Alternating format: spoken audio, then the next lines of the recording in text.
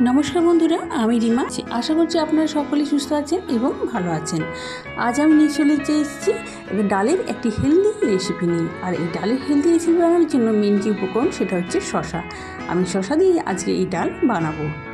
এখানে আমি একটা বড় সাইজের শসা নিয়ে আগের থেকে এইভাবে ডুবো ডুবো করে কেটে রেখেছি। আর নিয়েছি একটা পেঁয়াজ কুচি, কয়েকটা কাঁচা লঙ্কা, আর নিয়েছি টমেটো কুচি। একটা ছোটো সাইজের টমেটো এখানে আমি নিয়েছি।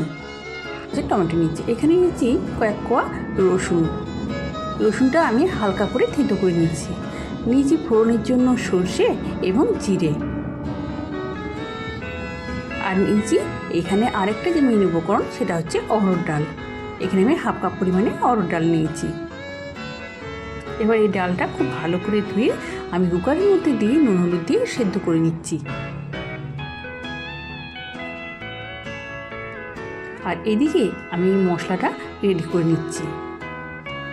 প্রথমে কড়াইতে সর্ষের তেল দিয়ে দিলাম সর্ষে ফোড়ন, জিরে ফোড়ন এবং থেতো করে রাখা রসুন। এবার এটাকে হালকা করে ভেজে নিতে হবে।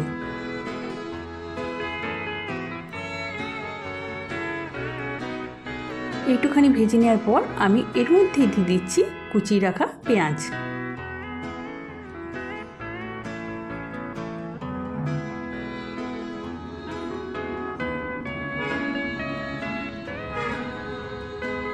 পেঁয়াজ কুচি দেওয়ার পর জাস্ট হালকা করে আমি নাড়াচাড়া করে নেব। এরপর কেটে রাখা শসা এবং টমেটো আমি এর মধ্যে দিয়ে দিলাম, আর কাঁচা লঙ্কাগুলো আমি এর মধ্যে একই সঙ্গে দিয়ে দিলাম।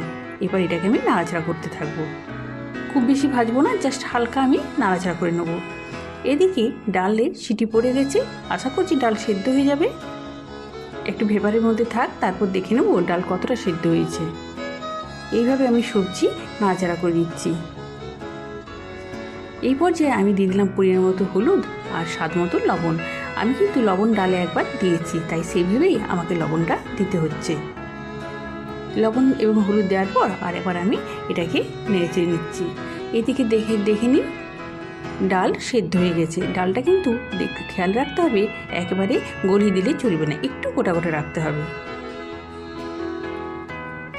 এরপর আমি এই পর্যায়ে সবজির মধ্যে সামান্য পরিমাণে জল দিয়ে দিলাম, কেননা শসাটা সেদ্ধ হতে একটু টাইম লাগবে, তাই একটু জল দিয়ে এটাকে সেদ্ধ করে নিতে হবে।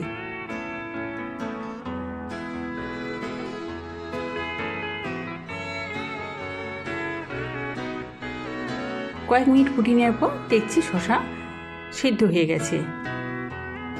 এরপর এর মধ্যে আমি সে সেদ্ধ করে রাখা ডাল দিয়ে দিলাম।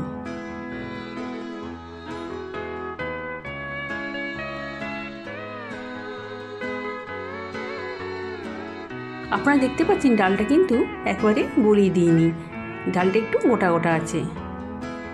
এরপর আমি এর মধ্যে সামান্য পরিমাণে চিনি দিয়ে দিলাম। এরপর আমি এটাকে গ্যাসের ফ্লেম লো রেখে প্রায় 5 থেকে 6 মিনিট রান্না হতে টাইম দেব। ফিরে এলাম 5 থেকে 6 মিনিট পর। দেখে নিন আজকের আমার এই ডালের রেসিপি সম্পূর্ণরূপে রেডি হয়ে গেছে। আপনারা নিশ্চয়ই খেয়াল করেছেন এর মধ্যে কিন্তু আমি কোনো মশলা অ্যাড করিনি। এটি খুবই সুস্বাদু এবং স্বাস্থ্যকর একটি রেসিপি। যদি ভালো লেগে থাকে অবশ্যই একবার বাড়িতে বানিয়ে দেখবেন এবং খেয়ে দেখবেন এটা কতটা ভালো লাগে। আর যদি মনে হয় তাহলে আমার আজকের এই ভিডিওটিকে একটি লাইক করে দেবেন, আর পারলে সকলের মধ্যে শেয়ার করার চেষ্টা করবেন। আর আমার চ্যানেলটি সাবস্ক্রাইব করে আমার পাশে থাকার জন্য আমি অনুরোধ জানালাম।